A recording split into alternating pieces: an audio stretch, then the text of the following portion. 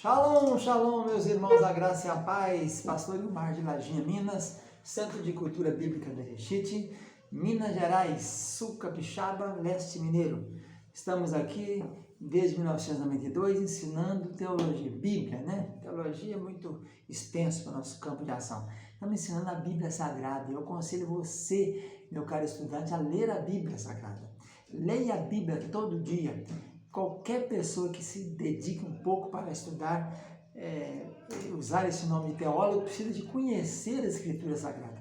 Para isso é preciso de ler. Como eu vou saber? Lendo. Eu tenho a meta de fazer leitura uma vez por mês. Qual a sua meta? Faça uma vez por ano, 2 vezes no ano, 3, 4, 5.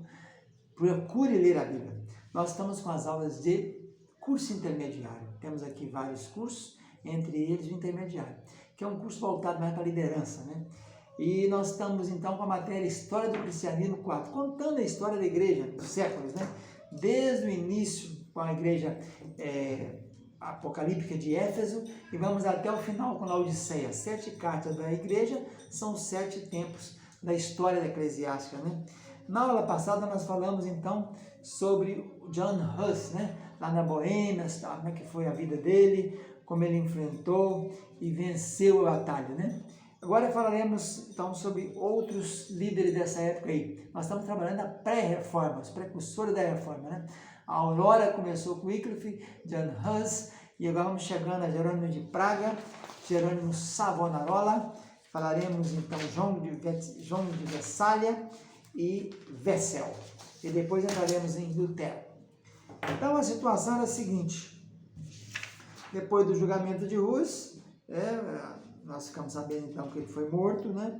E nós encontramos então, após a morte dele, espalhou aquela notícia para toda a Boêmia, isso trouxe um certo desconforto para os cidadãos, né? Tudo o que escrevia, ele disse então, tudo está diante de Deus. E aí então, apesar dessa situação vigente na Boêmia, começou a haver uma insurgência do povo, né? Porque não estava concordando com mataram 2 grandes homens ali daquela região deles. Então, o amigo de Hus e seu companheiro de trabalho, Jerônimo de Praga, seguiu em pouco tempo. Era um homem de maior erudição, mas talvez de menos paciência. E as torturas que o submeteram durante um bárbaro cativeiro de quase 1 ano, 11 meses, enfraqueceram o espírito dele e ele acabou se retratando, né? Aí, depois que ele saiu da cadeia, o espírito fortaleceu novamente sua alma e ele em breve retratou do que tinha retratado, né? Ele voltou atrás. E aí foi no mês de maio de 1416 que ele se apresentou na audiência depois de ser preso novamente. Não deixou de censurar os seus adversários por ter conservado preso mais de 11 meses, carregado de ferros, envenenado com poeira e mau cheiro, privado das coisas mais necessárias. Durante esse tempo ele disse: destes aos meus adversários todas as audiências que eles quiseram, e vos recusaste a ouvir uma só hora que fosse. Então referiu-se envergonhado à sua retratação, aquela primeira vez, e diz: confesso e tremo quando penso nisso. Por meio do castigo do fogo, consenti vilmente contra a minha consciência, em condenar a doutrina de Wycliffe e Huss. Retrato-me agora completamente desse ato pecaminoso e estou resolvido a manter os dogmas desses homens até a morte, crendo que eles são verdadeiros pregadores da verdadeira fé, da doutrina do Evangelho. A Assembleia, então, não tratou melhor essa nova vítima do que tinha tratado John Huss. Jerônimo nunca perdeu sua presença de espírito, nem se deu por vencido com os clamores que faziam seus adversários, nem quando submeteram a ridículo. Ele disse: olha, José foi perseguido, Isaías, Daniel, João Batista, até o próprio Jesus foram levados diante das autoridades, sofrendo injustamente nas mãos de homens malvados. Então eu estou pronto para isso. Uma tal linguagem dele era mais suficiente para promover sua pronta condenação. Ele tinha agora perdido todo o medo da morte.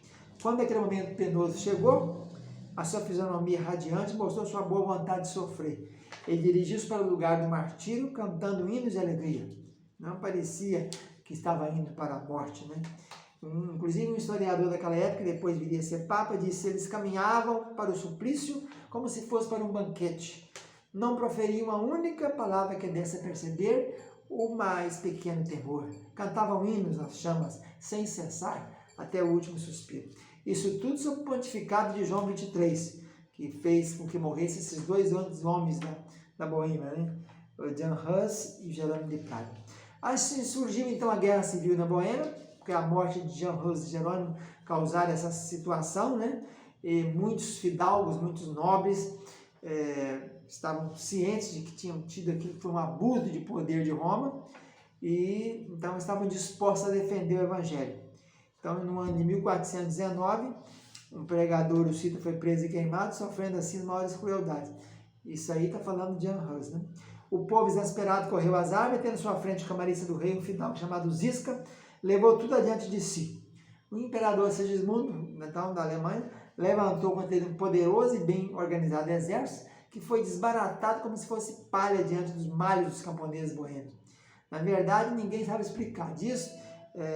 O cardeal Juliano, legado do Papa, presenciou alguma dessas batalhas e ficou admirado quando viu a flor do exército do imperador. Só tinha príncipes conhecidos pela bravura, veteranos de guerra, retirando-se em desordem diante das armas grosseiras de um punhado de camponeses. Não tinha nem espada nem nada, né?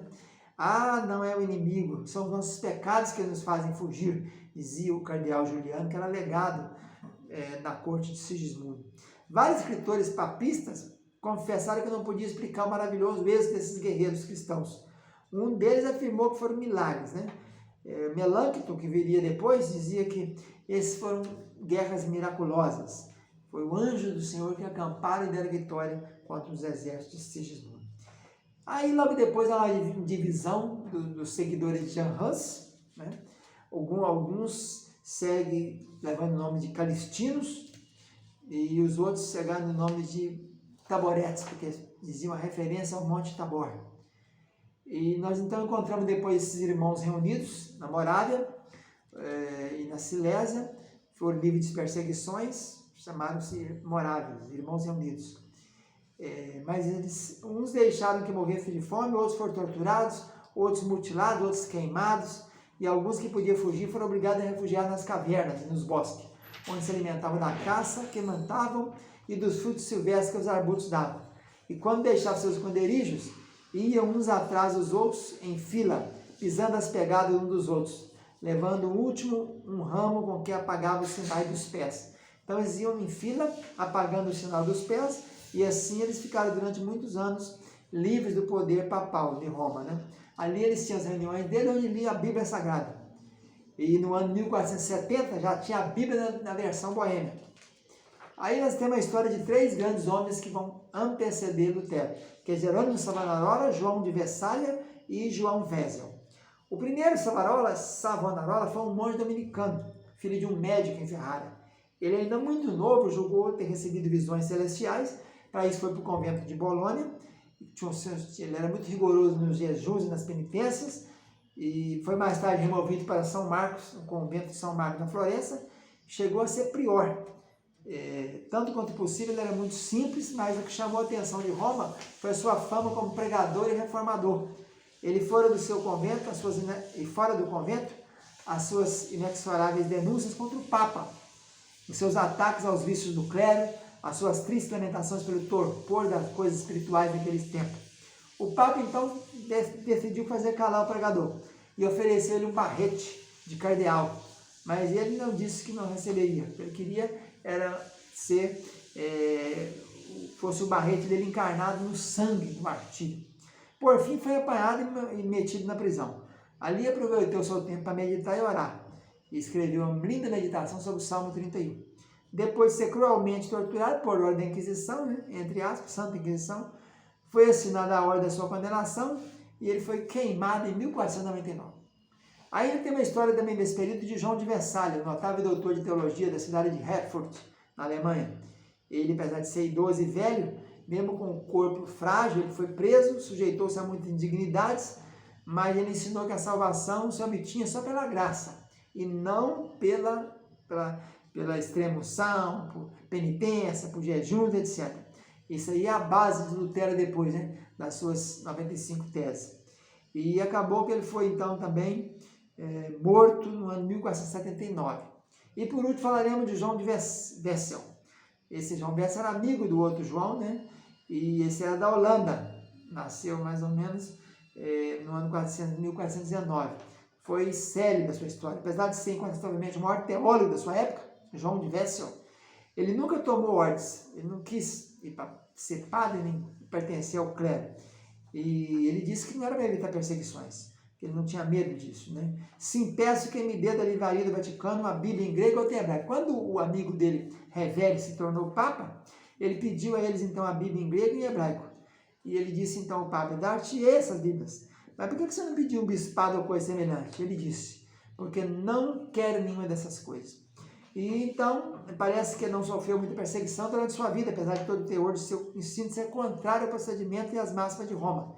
Lutero mesmo utilizou os seus livros para o seu enlevo espiritual e disse as seguintes frases: se eu tivesse lido as obras de Wessel antes, o nosso inimigo poderia supor que eu tinha aprendido tudo com Wessel, porque é tudo igual, coincidência muito grande, até as próprias palavras são as mesmas. Wessel morreu cheio de honra aos 70 anos de idade, confessando no seu último suspiro a imensa satisfação da sua alma, porque tudo que ele conhecia era Jesus Cristo crucificado. Isso teve lugar no ano de 1489. Lutero era então uma criança de 6 anos ainda, né?